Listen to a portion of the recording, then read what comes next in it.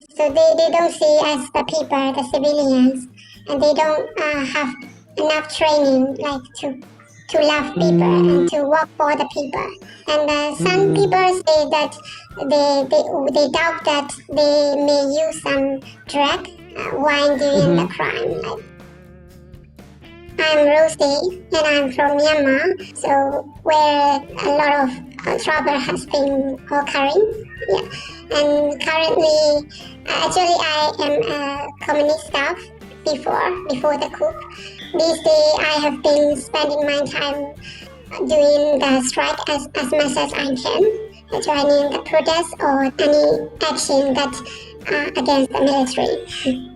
All right, thank you. I'm assuming a lot of people who have watched this, will be watching this video, has watched the previous one and are looking for an update and wondering what's really going on in the front lines. The first question is, so it's been almost exactly about a month since the last interview, about a little more than 3 weeks. Obviously, the violence has gone way through the roof. Number of people dead, we can tell. But including that, what are the main differences you feel like is from the previous situation where I talked to you a month ago and now? It's obvious that it becomes more serious than the previous time, 1 month ago. And I remember it was about only 24 or 20 people have been killed by the military, but now it's shifted dramatically, like to more than 600. Yeah. So it's more than 30 times bigger than the previous time. So people are facing a lot of violence day by day in every part of Myanmar. And compared to the previous time, today from maybe last week, we cannot use the mobile data. So it's very hard to get the information from especially from the rural area where the fiber internet is not working. So yeah, the information flow is another change compared to the previous time. I see. And unlike the first time, there are some civilian wars in the specific area like Kayin and the Kachin state, and there are many resident people have to go away from their homes and have to stay at a safe place or something like this. So there are more internal displaced persons currently, and there are a lot of they are in need at the moment. Is that fighting between civilians and the military? It's fighting between the ethnic arms organization we call EAO and the military. So Kayin ethnics and Kachin ethnics currently. I see. This might be sort of hard to talk about because it was hard for me to read about even. But I was reading that there was a disproportionately large amount of children being killed. And I think I read over 40 at the time of even yesterday. And in some ways, the military was actually targeting like children, and sometimes they weren't even protesters, just like children walking along. They'd kill them, sometimes take away their bodies so they couldn't give funerals. I mean, this is absolutely atrocious just to read about. I was tearing up reading about it, and you must be living it right now. What is going on? Like, this is so hard for us as outsiders to understand. I mean, is it something you can even understand, or is it just, is there a mentality behind it? Are they trying to go for the fear, scare you guys, or what is it? As for me as well, is this kind of criminals or violence have been seen only in a movie or in history, not in this kind of 21st century. As for me as well, it was very shocked to see that they are killing even children or the pregnant women.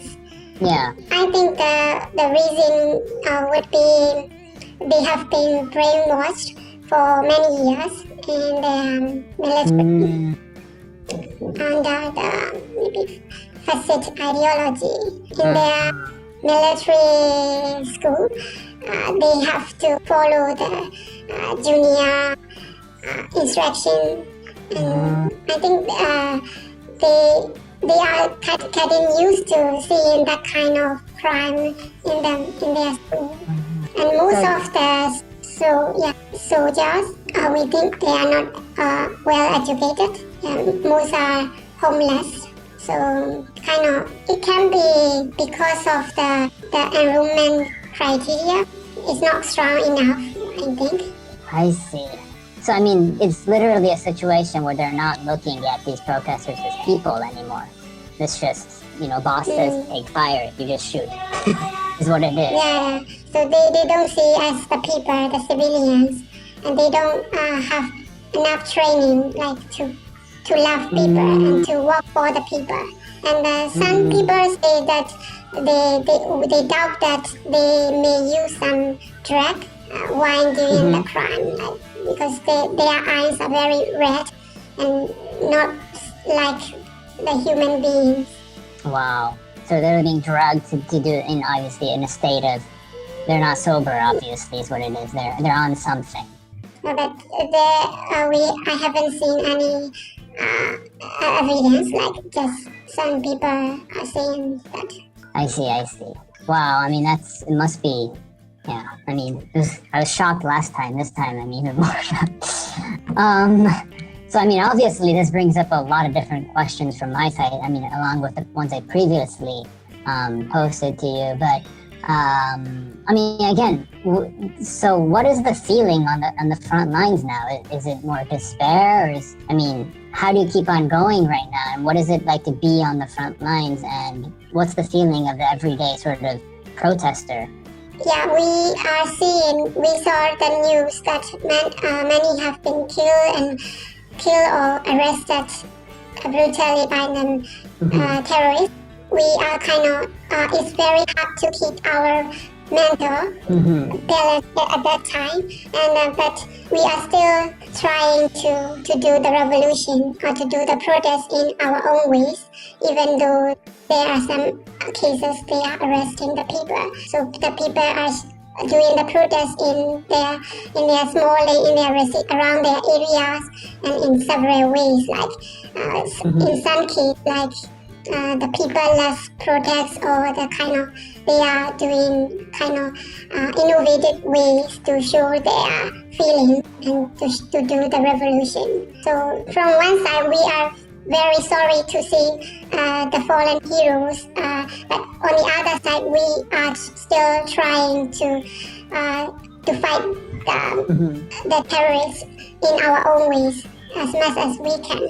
I was thinking, just reading more about the stuff going on in more of the cities, but I guess when you're going to the rural areas, so communication is completely cut off by the military. So they're blocking cellular data.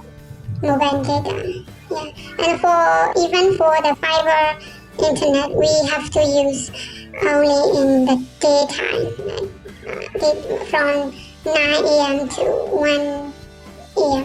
The next day. You were talking about innovative ways, and I remember you saying last time that social networking and Facebook played a very big part. You had sort of icons or influencers who would use some techniques, and then other people would do that, or the fighters online would. Is that still working? I mean, if the internet's going to be slowly cut off, then isn't it become more difficult to communicate? It's became limited. Now there are other ways we sharing information, like SMS or